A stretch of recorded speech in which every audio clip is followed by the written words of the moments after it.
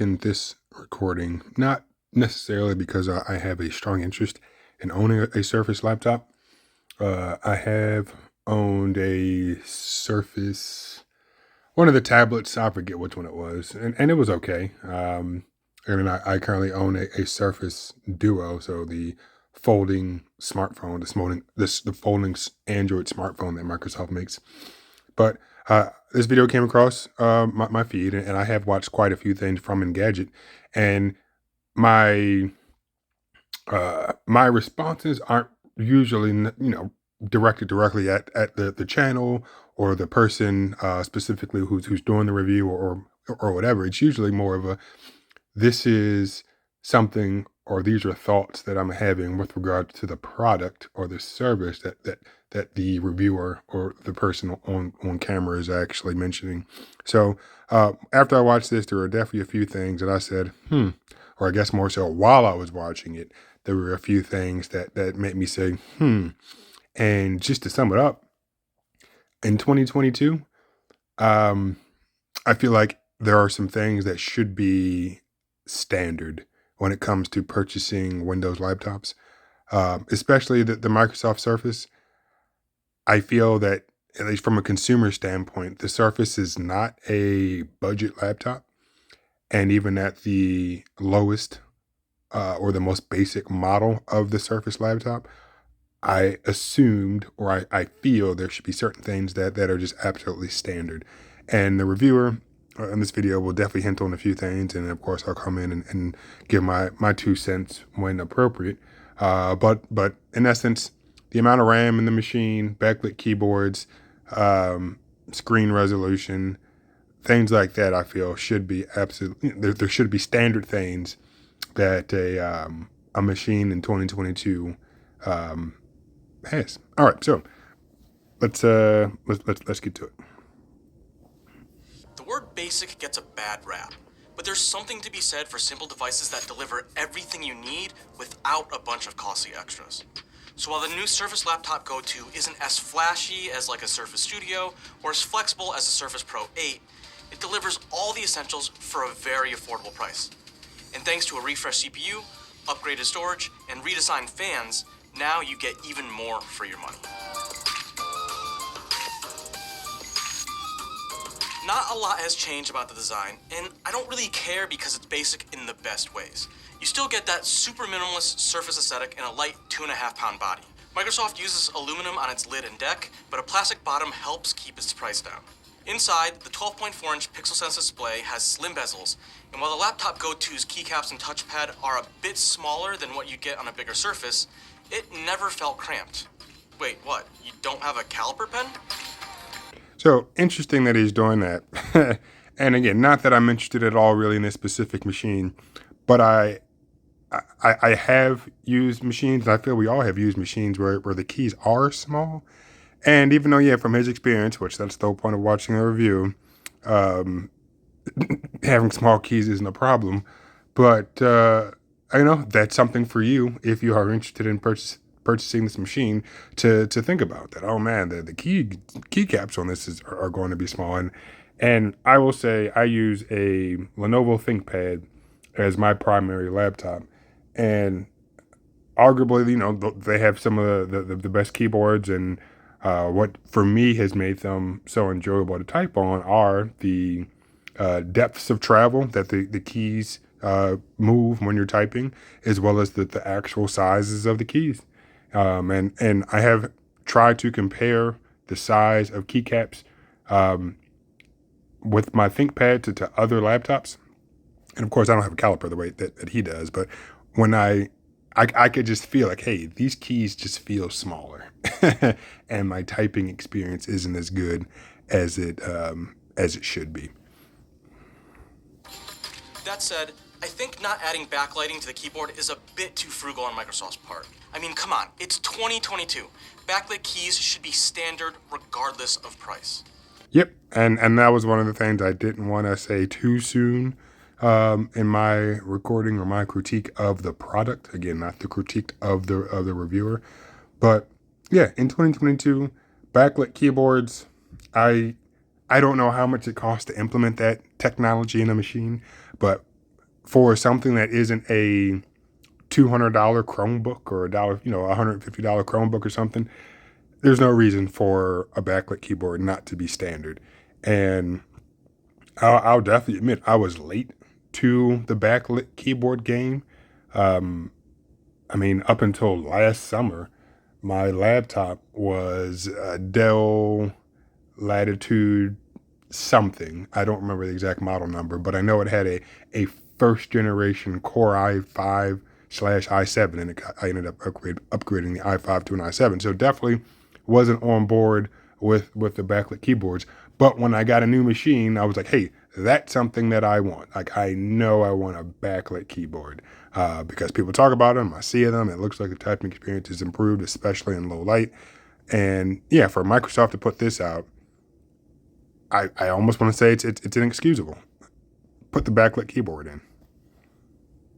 Now, I must admit that port selection does feel a bit limited.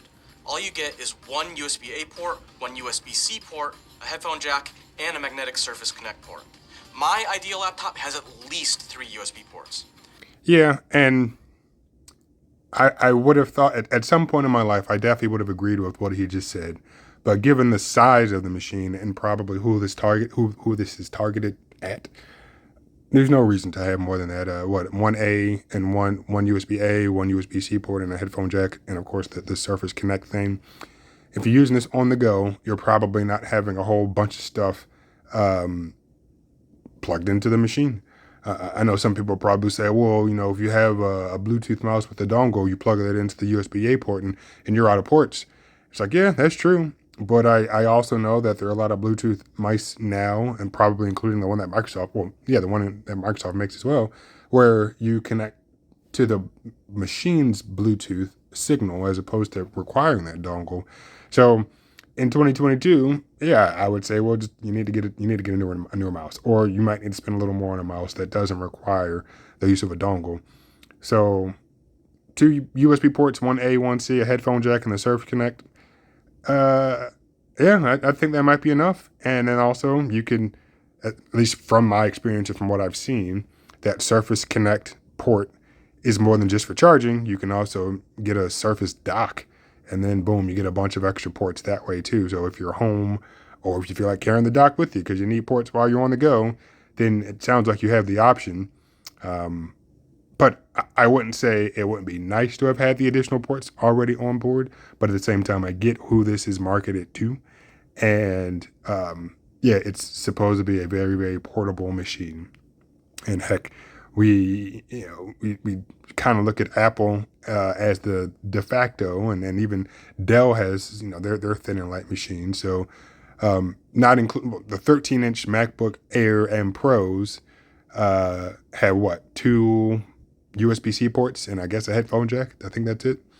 And then the Dell XPS 13s have a USB-C port, I believe, on both sides of the machine, maybe a headphone jack, and I think maybe a micro SD card slot. They might have gotten rid of that in one of their latest iterations. I don't remember. But again, when you have these very thin machines, and I don't know how truly thin this one is, but when you have these smaller machines, they're not targeted as, hey, you're going to be plugging a bunch of stuff in and keeping it there. So I actually think the port selection is okay for this particular machine. And unlike its bigger siblings, the Surface Laptop Go 2 doesn't have a bonus USB-A port on its power brick, which would be really handy when you want to recharge an extra accessory. On the bright side... So I'm going to guess, though, that even though the power brick that comes with the machine doesn't have that USB-A port, which for the Surface tablet thing that I had, I saw, that is kind of nifty.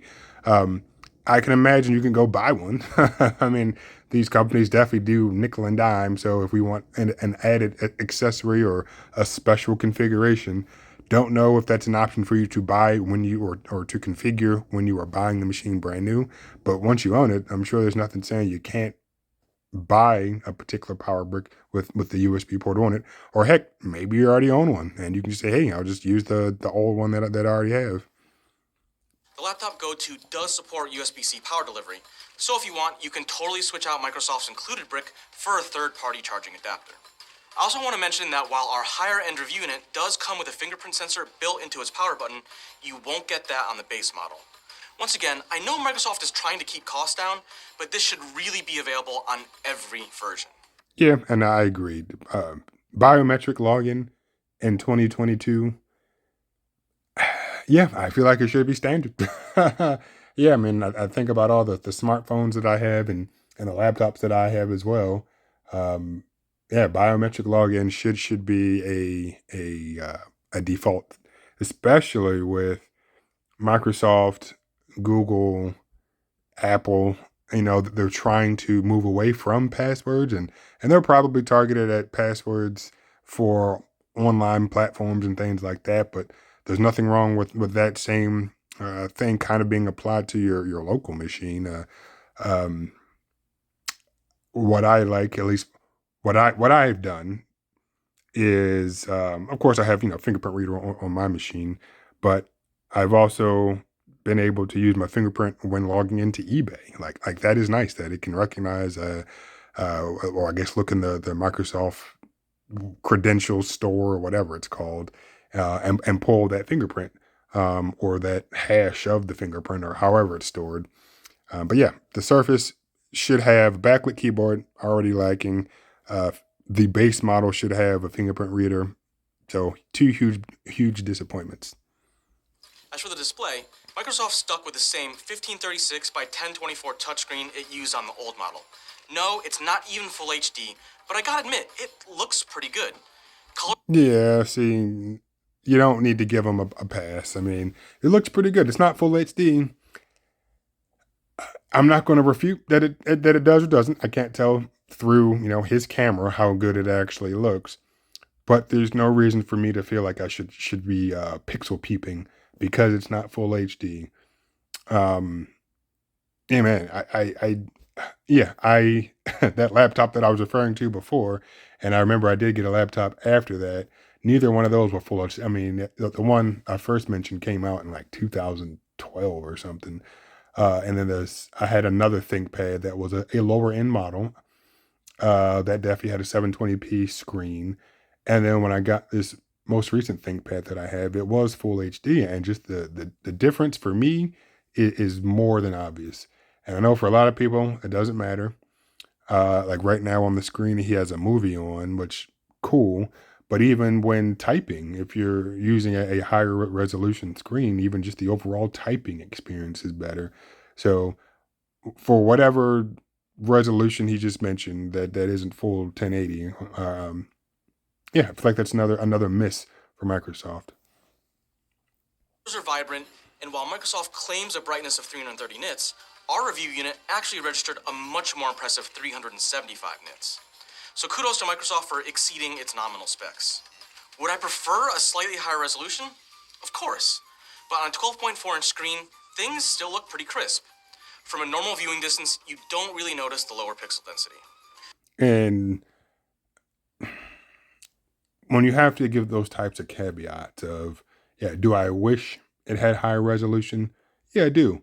But on a 12.4-inch screen, you don't really, okay. I mean, maybe you do, maybe you don't. Maybe his eyes are different than somebody else's, but, well, they definitely are. But I just know my experiences with laptops going from 720, so HD, to full HD definitely is it's very noticeable, and I don't and then this one's closer to full HD.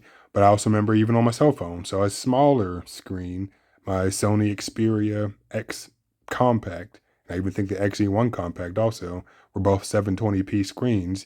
And then when I went, I think, to a Pixel and it was full HD, I was like, this is noticeably different, not just for movies or moving images, but also just for text, just looking at the home screen.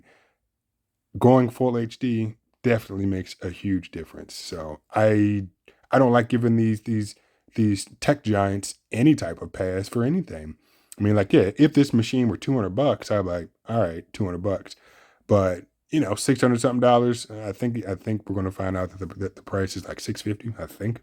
But even then, it's like, all right, I don't like thinking or having to think, well, I've just been complaining about, well, in 2022, I feel all these things should be standard. But then also in 2022, I have to look at dollars in terms of 22 and dollars in 2022. So 650 really isn't that much by today's standard. I'm like, no, It is. It is. And I think it's 650. We'll find out. But either way, whether it's that or not, the little things that they've chosen to skimp on, in my opinion, just make it so that you shouldn't buy this thing. Microsoft also says the laptop Go 2 speakers are 24% louder than before, and that feels about right. You're not going to see any obvious speaker grills because everything is hidden beneath the keyboard, but audio still comes through quite clearly, even if the soundstage comes off a bit shallow with less details in the highs and lows than I'd really like. But on a system that starts at $600, I'm totally satisfied. Yeah, okay, $600. And yeah, with speakers, I'm kind of in the same boat with him. They're laptop speakers. I know certain manufacturers will rave about how good their laptop speakers are. But yeah, they're laptop speakers. So if you need higher audio quality, higher or better audio fidelity, you're going to get yourself some headphones, or you're going to connect the machine to some speakers or something. So yeah, that is, of all the things that I could or have complained about, or misses that I feel Microsoft has implemented. The speakers are almost a pass for a lot of things. So hey, it is what it is. The laptop Go 2's webcam is still just 720p, but Microsoft says there's a new sensor inside that improves contrast and color saturation. And you know what? It does. Yeah, 720p laptops or 720p webcams. Yeah, I'm okay with that. If you need a better webcam, you're going to go buy one. Same thing, like just like with the speakers, you're going to go buy them. I need better sounding speakers. I'm gonna go buy them. I need a better webcam. I'm going to go buy one. And given how much people are working from home these days, or remotely, or whatever, those people probably have said, "Yeah, I went and bought a better webcam." Buying a laptop because it has a good webcam, I don't know if anybody has ever done that. MacBooks, I think the latest ones have better webcams than they did before, but even Apple went ahead and said, "Well, let's allow people to use their iPhone cameras as webcams instead of just relying on the webcam that's built into the machine." So yeah, 720p webcam built into the machine is perfectly fine. Still maintain that a 1080p webcam should be the minimum, but unless you're live streaming on Twitch or something, which is sort of outside the system's intended use cases, the webcam is plenty capable. The most important improvements on the Surface Laptop Go 2 are to its performance. Microsoft has upgraded to an 11th gen Intel Core i5 CPU, which isn't super cutting edge, but it still has more than enough oomph to ensure general productivity still feels snappy. Sadly, Microsoft stuck with just 4 gigs of RAM on the base model. Right there. That for me, of everything that I've mentioned, is the almost unbelievable thing that that I've heard. I My brother's friend a couple weeks ago was in the market for a new laptop, and I made the statement of, yeah, for the most part, anything you'll find at like Best Buy, or anything available for sale brand new is going to be more than fine to purchase. And of course, I mean, I don't know, maybe you will find this particular machine in a Best Buy, but 4 gigs of RAM had, like, if that were an option, and then that they had purchased that, I'm like, oh, I didn't mean that one. But yeah, 4 gigs of RAM. I think that is the minimum requirement to run Windows 11. I get it; it's the minimum requirement, so they're not putting 2 gigs in there, or they're not putting four in, and the minimum requirement is eight. But when a machine is lacking in RAM, it is abundantly clear. And for Microsoft to do this, and I feel Microsoft wants Windows to run a certain way. Like the Surface is the Pixel, is the Pixel for Google, or whatever other products Google is going to come out with. But it's a way for you to show off your operating system in a way that you intended for it to be utilized. But in order to do that, you have to have hardware that's appropriate to run it. And the i5, 11th gen, yeah, that's cool. No issues with that at all. But 4 gigs of RAM, holy smokes! Like, not my current machine, but the one I got before that. Um, I think it came with four. It was, and I mean, it had an Intel, not a Pentium, but the what's the one beneath the Pentium? Centrino, the one beneath the Pentium. I know I'm going to remember it at some point later on, but Celeron. That's what it was. It was the whole point of that machine, which I spent I think $100 on. I mean, it was used, but it was $100 machine, 4 gigs of RAM and a Celeron processor, which I even then upgraded the RAM to 8 gigs. Yeah, I'm okay getting 4 gigs of RAM in that, especially if you can upgrade it. Then hey, I'll just put another DIMM in there. The machine that I was referring to before, that Dell Latitude that was, almost a decade old at this point, had it probably came with 4, but I know I put 8 in. So even, almost a decade ago, well, maybe 7 years ago for, in terms of how long I've had it. But even back then, like I'm putting 8 gigs of RAM in that. So for them to sell a machine with that only allows for 4 gigs of RAM, regardless of what the price is to upgrade to 8 gigs, I feel that 4 gig option just should not exist. Which is a bit skimpy, and is probably why the company sent out a higher spec model with 8 gigs of RAM for review. And if you decide to pick one up, you should probably pay $100 for that upgrade too. Meanwhile, the biggest change is that the Surface Laptop Go 2. And I hate to cut him off mid sentence, but yeah, spending $100 to get 4 additional gigabytes of RAM.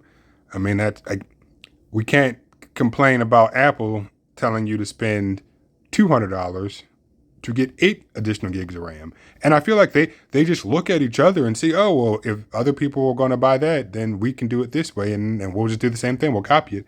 And we as consumers, if we're looking to buy new stuff, just don't really have a choice. I mean, I would hope that people just don't buy this 4 gig model. So then the next time Microsoft releases a Surface, they just don't even sell the 4 gig model. He's going to mention how the type of storage changed. It was eMMC storage, I believe, in the last model, and then they've done away with that. Let's see what he has to say. Now comes with a 128 gig SSD standard, instead of the 64 gig eMMC drive you got before. So you get faster storage and more of it, even on the base model. And if I went to the website, or if you go to the website, you'll probably be able to see if that 128 gigs of storage is SATA storage or if it's PCIe. For most people, probably wouldn't notice the difference. In fact, I don't know if I've even ever used SATA, like an M.2 SATA drive. I mean, of course, I've used a SATA SSD, a 3.5-inch drive, but this machine definitely has an M.2 drive in there. But is it SATA, whatever, or is it PCIe? I'd hope it's PCIe. In the real world, the Surface Laptop Go 2 has no issues quickly switching between a bunch of browser tabs, multiple Office apps, and more, which with your particular unit, because they sent you the 8 gig model. But if you had the 4 gig model, your experience would definitely be different. is all I'm really asking for in a system like this. And thanks to its integrated Intel Iris Xe graphics, you can even do some light, and I do mean light, video editing and casual gaming. Though anything more than that is definitely pushing it. Battery life is solid too, lasting 14 hours and 43 minutes on our video rundown test. I also appreciate Microsoft made efforts to reduce the system's fan noise by as much as 10 decibels at max speeds. In normal use, the Laptop Go 2 is actually pretty quiet, often running completely silent if you're just browsing the web, and rarely rising above a whisper unless you're doing some serious multitasking. In some respects, this laptop really seems like the ideal candidate for a fully fanless design. And I guess I never really realized how nice it is to have a silent laptop. That Dell Latitude that I had, man, that thing got loud. I probably should have spent more time, making sure the fan was clear, getting rid of any dust that was inside. Also, probably should have reapplied some thermal paste to the processor and the heat sink. But man, that thing was loud. And when I started working from home, I got a small form factor desktop, and that thing was super quiet. And I think at that point, that's really when I realized, oh man, it's nice to not have this fan constantly spinning, making as much noise. So yeah, if Microsoft spent the time to minimize fan noise, that's something to be praised. But then I also wonder, okay, how much R&D went into lowering overall fan noise by 10 decibels, or at max speed lowering by 10 decibels, compared to the cost of putting a backlight in the keyboard, or having the minimum amount of RAM be 8 gigs, or having a full HD display. Now that one's probably more expensive, but still a lot of time and research and money went into redesigning the fan, I can imagine. So for something that is nice, cool, it probably does impact the user's experience using the machine. But in terms of performance and other aspects of usability, there are some other things that were lacking that I guess Microsoft just thought that fan noise was more important than backlights. Sadly, Windows machines don't have access to the same kind of super efficient chips you get from something like an M1 MacBook Air. But let's not forget, an equivalent MacBook Air also costs $200 more than a Surface Laptop Go 2. And I don't know what his definition of equivalent is in this situation, because even the base MacBook Air is most likely blowing anything out of the water in terms of configurations when it comes to the Surface Laptop Go 2. So he paid, I think it's this $600. So I'm assuming he's like, well, if you bump it up to 8 gigs of RAM and then also upgrade your storage to 256 gigabytes of storage, that's the what you're comparing between that and the M1 MacBook Air. But for that additional $200 after that, which would then be the cost of that MacBook, you're just getting a way better machine. So I don't think that's an accurate comparison at all. In a way, that's important context when comparing Microsoft's most travel-friendly notebook to its more expensive rivals. For someone like me who uses a desktop at home, the Surface Laptop Go 2 is a great travel companion, and I'd much rather drag it around than the bigger and heavier Intel MacBook Pro 13 I got assigned for work. Sure, it's not quite as powerful and it's got a And see, he's it sounds like he's almost pulling from the past, because he mentioned the MacBook Air a few moments ago, and then he just said his Intel MacBook Air, which, as you all know, Apple has transitioned to their Apple Silicon.